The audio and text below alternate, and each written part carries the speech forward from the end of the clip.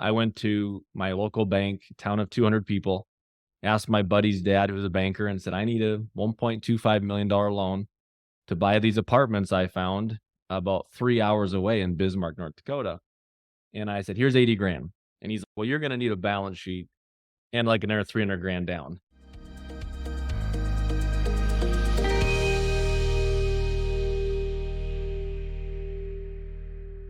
This is your daily real estate syndication show. I'm your host, Whitney Sewell. Our guest today started investing successfully at 13 years old. His name is Andrew Abernathey. Very impressive story. I know you're going to enjoy this interview. I enjoyed it myself, and learning from his path to success from such a young age. He's the founder and CEO of Abernathey Holdings, a real estate holding company founded in 2012, 250 million in assets, vertically integrated.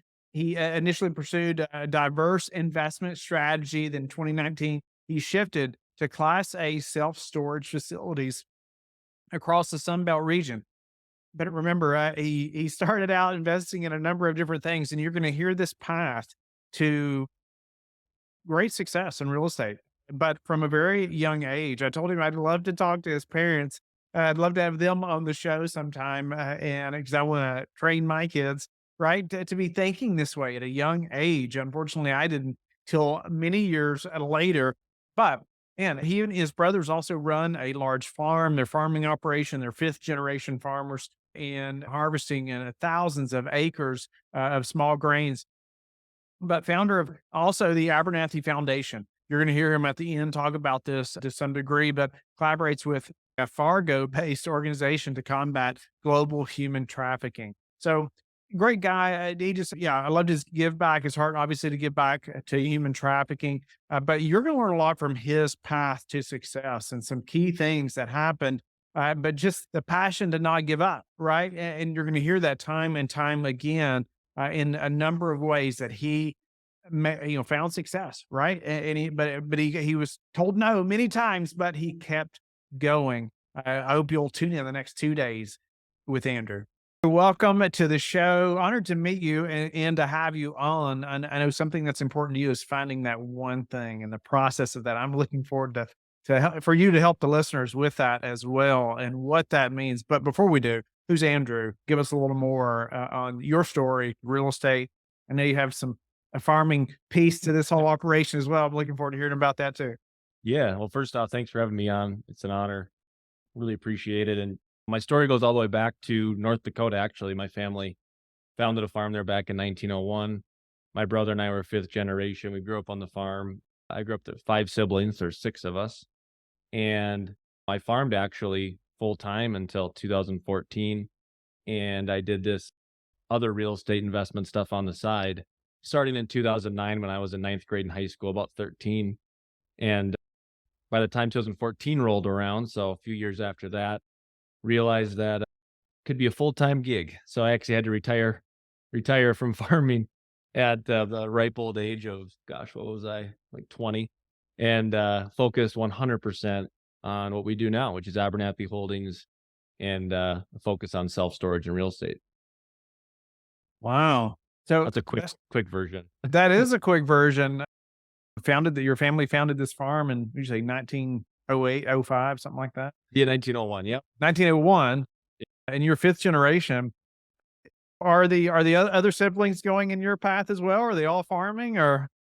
Yeah, good question. My parents have been awesome about helping us follow our passion. So like when we were at a dinner table as kids, my dad would throw out topics, and whatever topic our eyes would brighten up and we'd cheer up and we'd look, he would realize that that's something we were passionate about. So they led us all down different paths. My brother farms. I'm in real estate. I got a sister that works at a church. One's a doctor. One's a teacher. So you Okay, can about imagine we were all taught to follow our passion, not the money. And that's made us all very happy. that's awesome. That's awesome. Why did I say I could kind of upset the family structure here, right? You're the fifth generation. Somebody's got to keep that rolling. My brother's doing a great job, and I did stay partnered. We're still 50-50 in the farm. I just became a non-active employee in 2014. So I'm still involved, but not every day. All right. Well, so speak to the transition to real estate then. Maybe what What turned you on to, hey, this may be something I'm really passionate about, or knowing about this thing, or maybe that's getting to the one thing you're talking about. But yeah, what what steered you away from farming? Yeah. I mean, I actually didn't learn or find my thing until 2017. And so this whole path was me doing a lot of things. I mean, I was young, started at 13. I mean, the first thing I did, I had 4 grand saved up when I was 13 from running grain cart and combine. And I threw that into the stock market in 2009 when it crashed. And I didn't know what I was doing. I mean, I was buying, but I was lucky. Ford at 90 cents, Bank of America at $3. And I was able to turn the 4 grand to $80,000 by the time I was in 10th grade in high school. And so that was a nice launching point for me. Wow.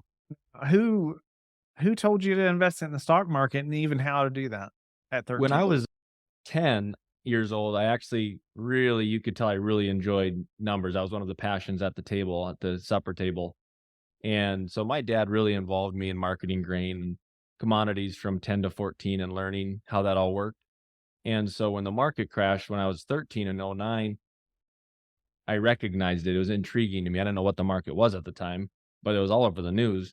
And I was always a curious kid. So I dove in and started reading about Warren Buffett, and read and understood the market. And then I asked my dad if I could open a brokerage account in his name and start investing. And he said, sounds good. So that's where I kind of got started. That's fun. I love that desire that you had. Hey, can I do this? And Yeah. and your dad even allowing it, and even just encouraging you to go figure that out Oh, and yeah. continue that learning. That's incredible. And I mean, this really hits home. I have a 10 and 8-year old boys right now, and a 4-year-old daughter. So I'm always thinking about things like this too, like that conversation, those conversations around the dinner table. I'm like, man, how can I spur my kids in thinking that way? And Yep. just encouraging them. So love that. A lot to learn from your dad. So maybe I can talk to him sometime as That's right. He well. should be on these shows. If I could be half the man he is, or my mom, both just so amazing. Yeah, they're amazing parents. Yeah, yeah, maybe we could have them on sometime, but, Yeah, that'd be no, great. well, alright, but right now, what about finding this one thing? What is that? Was it during this time that you were seeking this out? What does that mean? Yeah, so I mean, again, I don't want to dive too in detail on each one because there's so many different stories along the journey. But in 2010 and 10th grade, I cashed out my stocks at 80 grand. I'm still farming with my brother. My brother and I took the farm over actually that year when I was in 10th grade in high school. And so I'm farming, I got 80 grand. We were renting my grandparents, my parents' equipment and hauling it to South Dakota to do some custom combining. I mean, I was working at the local John Deere dealership. I was doing anything to make some money. And I found some apartments for sale in Bismarck, and the oil boom was starting to take off just like it did in the '80s in North Dakota. And so I actually wanted to buy them. And that was my first big investment where I actually found out I needed investor capital. I went to my local bank, town of 200 people, asked my buddy's dad, who was a banker, and said, I need a $1.25 million loan to buy these apartments I found about 3 hours away in Bismarck, North Dakota. And I said, here's 80 grand. And he's like, well, you're going to need a balance sheet and like another 300 grand down. And I'm like, oh, geez. Okay. So that's when I went and I didn't have the money for a lawyer because I already put the earnest money down on these apartments. Uh-oh. 20 grand, non-refundable. So if I couldn't find this money, I'm going to lose 25% of my net worth like that. So I went and printed off the 1956 Warren Buffett partnership agreement, whited the names out, and I started trying to find guys to raise money from in our area. And I found one, and he put in 300 grand, and we went and bought those apartments. And I was Wait a minute. 10th How did you grade. find this person again? There's a lot of farmers around the area. I got a lot of no's, but finally I made the deal so good. Someone's like, why wouldn't I? Basically, my deal was I'll throw in 80 grand, you throw in 300, I'll run it for free, I'll manage it for free. And if we lose any money, my 80 grand can be first out. So he basically said, okay, like I'll do it. Kind of hard to lose for that deal. And it worked out. The oil boom hit. And when I was a senior in high school, we sold them for over 2 million to the city. They bought them to tear down, and we made about $1 million profit. And I turned my 80 into about 500. Wow. Yeah, Good for you. it was, That's yeah, a incredible. little So I luck. love the drive. I always point this out in guys and gals like yourself who, I mean, you were really young, but man, you had drive, and you were willing to go here no many, many times. Oh yeah. And even the gumption to go put the 20K down hard before you even knew how you were going to get, you didn't even know you needed more capital at that No. point, right? You just thought, "Oh, I'll go find a loan." I didn't realize you were going to have somebody else come in. And so I just, man, I love the drive to go make it happen. Even all with the work ethic, some of that we live on a small farm, very small compared to what you all were doing, but I love the farming lifestyle for kids and everything that's learned and the work Yeah. ethic, and I just feel like so much that probably come into play here even before you knew it was happening as a Oh young yeah. man. The But unknown lessons that I know now. that's Yeah. right, that's right, man. So 20K hard, the deal went great. You all sold it later. Now, okay, wow, Yeah. that went pretty well, right? Yeah. So there I was heading to college and I had $500,000. This guy wanted to reinvest and pay me this time, right? Like, I'll pay you this time. And I was still farming, but this was kind of what I needed to start that transition. Cause I liked farming. Don't get me wrong. I just, for some reason, ever since I was a kid and I was reading about Carnegie and Ford and Rockefeller and Warren Buffett, I always wanted to create something that was worth $1 billion. I don't know why. It's not even about the money. I wanted to create something huge. The challenge to me was so exciting. There's no other challenge in the world I could find as hard. And so I knew farming couldn't be that. That you can't organically grow a farm into, because farm is a 2%, 3% returning asset when it comes to farmland. It's a very asset heavy business. Scalability's tough. Like, I can go on forever. So anyways, so that's when the guys, I'll put money back with you. And I went to a lawyer and I got a legit private placement memorandum this time. And I said, I want to raise $10 million. So I went back, I threw in my 500 grand. He threw in his 500 grand.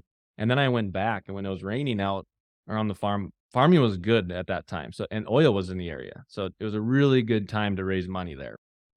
And so I just started going farm to farm, and I raised $10 million in about, I don't know, it's about 14 to 16 months. I raised the 10 million. And wait a minute. I'll stop there. How did you do that? I mean, is it just Yeah. in this were all the investors from the small town? Yeah, in that area, within a 100-mile radius, And you raised how much? 10 million. 10 million in 14 months. Yeah. And I was about And 20, 18, 19. tell us how you did it. How did you raise the capital? So even this guy wanting to put the money back with you, obviously the first deal went really well. Mhm. He had to have some confidence that the next one was going to go pretty well. Yeah. Also, Yeah. Good and question. I mean, I've learned that people invest in people, not products, right? And so when I was going door to door, it was here's my story. Here's the stock market story. Here's the real estate in Bismarck. And I just said, the one thing about me is I'm resourceful. I I'm a nerd about it. I mean, I literally devoted my whole life from 10 years old to that point. Because by the time I went to raise the 10 million, I actually somewhat knew what I was talking about more so. And I'm learning every day. But compared to when I was 10 years old and 13, when I was 18, I mean, I read every book. I watched Harvard classes online. Like, I knew my stuff a lot more. And these people, for the first time ever, had an extra 1 to 200 grand lying around, right? That was the average investment at the time, 1 to 200 grand a person. And farming was good. And they wanted a way to diversify.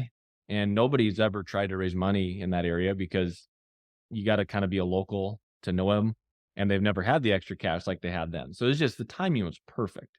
So it's kind of, hey, let's throw 100 grand at this kid.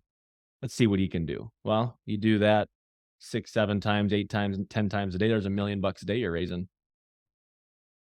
wow. So speak to so really these people, they already knew you pretty well. Sounds.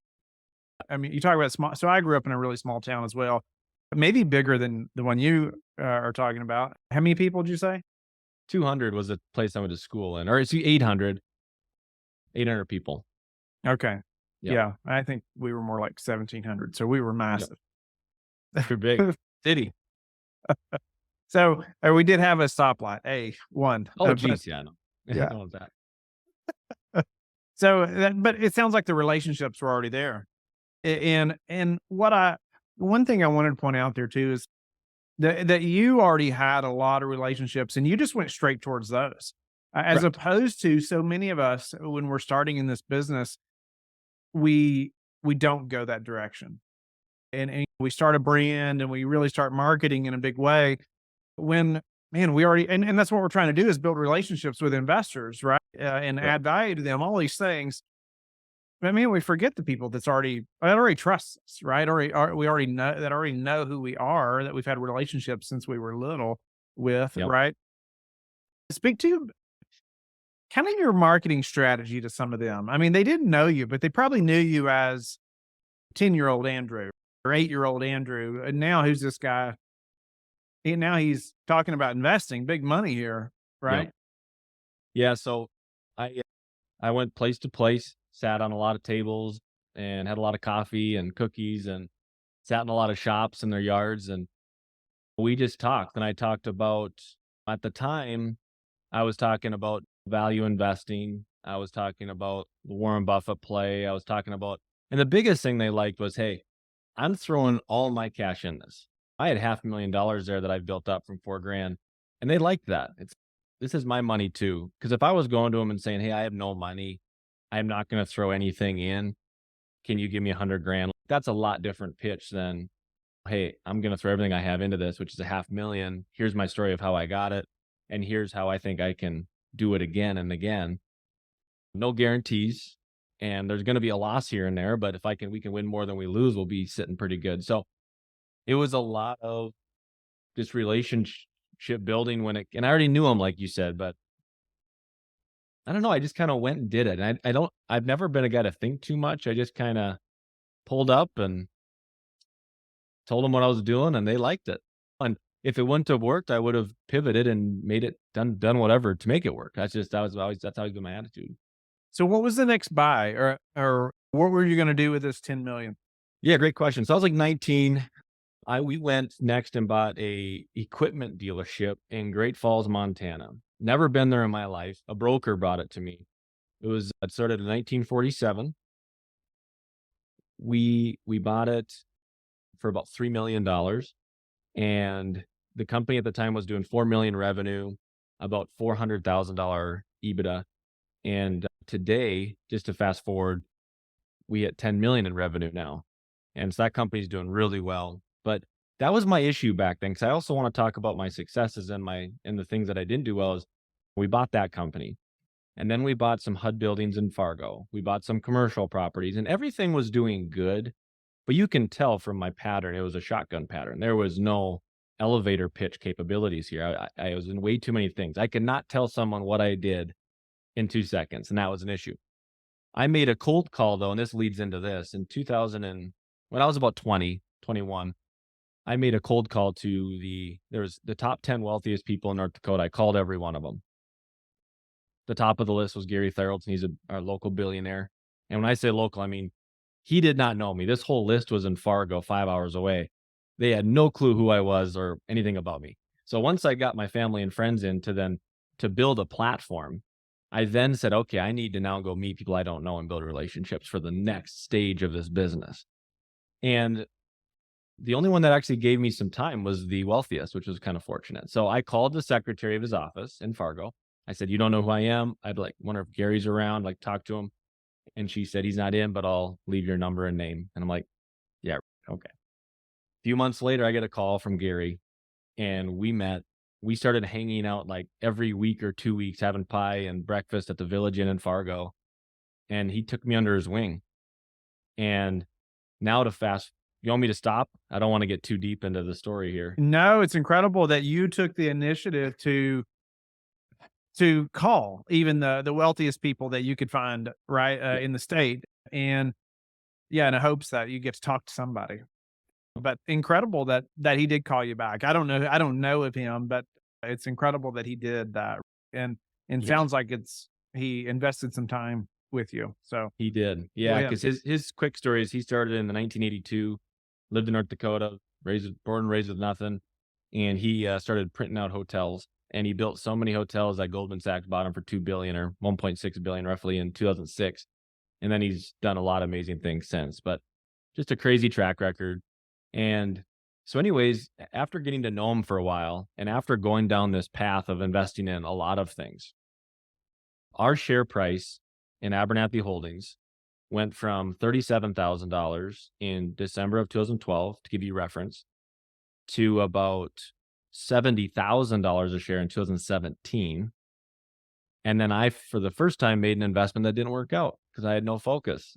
I bought into a helicopter company, the fund did, and due to management change and non-control on our end, the thing went voluntarily bankrupt. We did a class action lawsuit and won. We were actually right. The numbers were right. Management was wrong. We won the lawsuit, but we got pennies on the dollar, right? The point of the story is, though, our shares went down to 60,000. So 37 to 70 down to 60 now in 2018. And that's when Gary Therrobson, after 5 years of a relationship, said, Andrew, you're good at a lot of things, but you're not great at anything. Hmm. And that is when myself and the company had a huge transformation and has catapulted us to where we are today. Wow. Was that like knock you on the ground type of wisdom there? Yeah, I took it Uh, well, but yeah. yeah. Yeah. And how long, and tell me again, you said 5 years, you all known each other about 5 years at this point? Yeah. Yeah. I would have been 24. Yeah. It's probably know each other about 4 to 5 years. And how did that change how you went forward? What was the path then? And it Yeah. sounds like you had a hard knock, right? And Yep. a hard lesson learned. And it sounds like somebody that was way ahead of you spoke some wisdom, hard wisdom, right, into you at a good time. And did that change you? What happened? Yeah. The story gets really fun now. So again, our shares went 37 to 70 to 60 in 2018. Our company had about a $15 million book value. And that's when I said, okay. So I brought it down. I said, what do I want to do? I said, well, I've been really good at real estate. Like every time I've done real estate, it's worked. So I go grab real estate and I said, what do I want to do in real estate? And so I had it down to assisted living and self storage. The reason I picked self storage is because self storage was 95% mom and pop owned, very fragmented. In 2018, the major names, the Marriott's of storage, which would be like public storage, and like the Hilton of storage, which would be like extra space, they started allowing third party management that year, first time in history, just like Marriott and them did back in 1982. And I figured that would create consolidation and price management in the industry. And also, it's very simple, easy to build, and you only need one employee per $20 million asset building. So I brought this to Gary and he said, Andrew, I like this idea. So we jumped on his jet. We went out to California and Salt Lake City and met with Extra Space and Public Storage. And on the way back, Gary said, Andrew, this is your $1 billion idea. So when I landed in Fargo, I started to sell everything, sold everything off, created a big cash pile. The one thing we did keep was the equipment dealership because we wanted to vertically integrate. So the one thing that Gary Therrobson did was he was his own realtor. He was his own GC. He was his own everything when he built hotels. So we wanted to create our own vertically integrated model. So we kept the equipment dealership. We have our own construction company now, our own garage door dealership, our own development team. And now we are pumping these things out. We're doing 60 million in ground breaks this year. We got 180 million in ground breaks next year. I mean, we're on track to be the largest self-storage developer by 2026. Gary Therrobson did finally invest, and now he's our partner 50-50. And not only that, Abernathy Holdings has swelled to over $100 million in book value, 200 million valuation between 2018 and today. So we've raised to date over $100 million, including Gary's JV. And I attribute a lot of this rapid growth from 2018 to focus. And yeah, I'd say focus is the biggest thing. I mean, we had a good run there to 2018, but nothing like this. Well, you had a good run on the very first property, Yeah, right? yeah, true. No doubt about it. But it's interesting. I still think that your drive right to the next thing, even though it was scattered maybe at first, is part of the path to your success. And just the drive to move forward, move, and not giving up. And I mean, I hear it after interview. Those that are quote successful are have that right. They're driven, and they don't care to hear no, as you obviously didn't care to hear, and you just went on and kept pushing. And so I would give us a what would you do different? Anything? I mean, obviously, it'd be easy for me to say, I wish I would have figured out how to focus a lot sooner. But then again, I think I needed to feel the pain that the helicopter company caused me. I needed to feel what unfocus and scatterbrain looked and felt like. Because if Gary would have told me how that feels, me staying focused probably would have been a short term thing, right? You got to feel Yeah. that pain. So Yeah. my advice is to hopefully get somebody to not have to do that, but or feel it on a smaller scale. I'm glad I felt it when it was a few million instead of a few hundred. So I don't know if I do anything different. Like I'd like to say I wish I would have focused sooner, but then again, might have detrimented the rest of my life. So Yeah, no doubt about it. Yeah. Any other I think too, the listener, would think, well, who's going to listen to me like that? A billionaire like that, right? And speak to building even that relationship. You got that call, and I mean, I just think that was crucial, right? You had a mentor, right? You yeah, had somebody that had been there and done that ahead of you, and I mean, that was operating at a whole different caliber, right, than you at the time. But he obviously saw something in you to be willing to spend the time and energy and invest in you. And I can say that to numerous people that have taken me under their wing. And I look back and I'm like, I don't know why they did it at the time. Yeah. yeah, But I'm thankful that they did see something, right? And that they did invest the time and help me in so many ways. Numerous people have. But what was it about you? What gave him the confidence? Hey, I see something in this guy. And because I just so many want a mentor like that, right? yeah. Well, first off, if he wouldn't have answered, I would have kept calling until someone did, just to have that lesson. And then Yeah. also make sure you have mentors that you might like celebrity mentors. Warren Buffett's a celebrity mentor of mine. Never met him. I really would like to, but I've read every book and I've learned a lot from him too. So you can learn about a lot of people and how they've built success without actually knowing them. But again, knowing one is huge. What he saw in me, I think, is Gary, and I think like many billionaires when they get into that age group, is they really want to share things with the next generation, or most do, right? They enjoy that. They want to tell their story and they really want to see it impact someone's life. Well, I think Gary's told his story to thousands of people. I think the difference with me is when he sat down and told me his story, I took him as actionable items every single day, every meeting we had, and I came back with results or at least attempts of results. And I think every time I did that, and he watched me grow from where I was to focus and everything. I literally sold everything, moved my family to Arizona, and started focusing just on self storage because that was the right market. Like he saw me make crazy changes and sacrifices. And like a lot of people he told didn't do anything. They just thought, well, it's a great story. And then they go back and complain about whatever's going on. I didn't do that. Yeah, they kept doing the same thing they've been doing, Yeah. right? There was no change. So how would you teach the younger crowd now to focus on that one thing? What would be some advice that you have? Biggest thing's finding your passion because the odds of success are a lot higher if you do something you're passionate about. And that's why one of my sisters is a teacher. She's not doing what I'm doing. I wouldn't be a good teacher, right? So that's what I'm doing. So as long as you've already figured that out, I'm assuming if you're listening to this, you've already realized that real estate is probably your passion. So check. Now the biggest thing is to figure out how to focus. I mean, I get emails more and more every day now that we're getting more successful on here's a deal, here's this deal, and it's all different things, nothing to do with storage. And I've had to learn to say no. These really wealthy people are really, really good at saying no, but they say yes when it counts. So when I say focus on something, it's not saying, yeah, just focus on real estate. It is find an asset class within real estate that you can be the best at. I mean, I was a jack of all trades, a master at none. And yes, you can become worth 10 to 20 million dollars and be a jack of all trades. And maybe that's your goal, right? You first need to have a clear goal. Do you want to be worth 10 to 20 million dollars and you enjoy being a jack of all trades because it keeps you excited and stimulated? Great.